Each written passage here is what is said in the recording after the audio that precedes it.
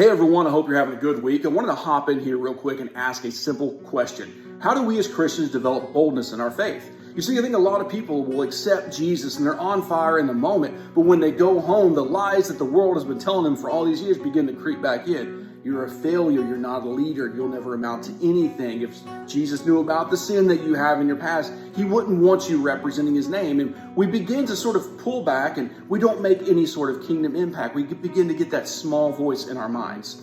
But in group this week, we were looking in the book of Judges, and specifically we were talking about Gideon. And I think his journey is one that if we were as Christians to look at, we could take some notes of how to sort of reframe our mind and view ourselves the way that God views us. When we pick up with Gideon, off the bat, the Israelites have been under oppression by the Midianites for like 7 years. They were a starving and defeated people. And I want to hop into Judges 6, starting with verse 11. Then the angel of the Lord came and sat beside the great tree at Oprah, which belonged to Joash, the son of Abiezr.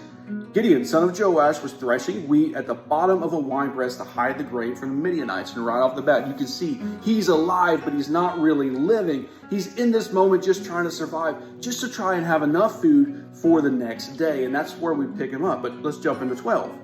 The angel of the Lord appeared to him and said, "Mighty hero, the Lord is with you."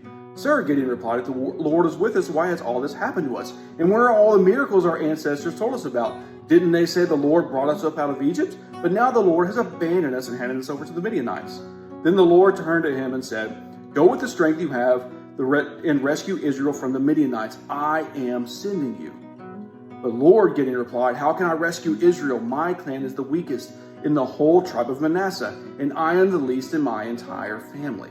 And you can see right off the bat the way that Gideon sees himself as this defeated person that can't make any sort of impact. He's the weakest. But then you see what God is telling him, like, "No, mighty warrior, I am going with you. Through me, you're going to accomplish great things." And there's two different ways that we can view ourselves, and they kind of go either way. Either I'm too broken to be of any kind of impact, or I'm going with God. And that's where we pick ourselves up. And now you may be asking yourself, so, okay, I know we are going with this, but God's not calling me to do anything. I haven't heard God call me to do anything. And that's where you're wrong. Matthew 28, Jesus' great commission before he ascended into heaven. "Go therefore and make disciples of all the nations, baptizing in the name of the Father, the Son, and the Holy Spirit, teaching them everything that I've taught you." That's a command for each and one of us.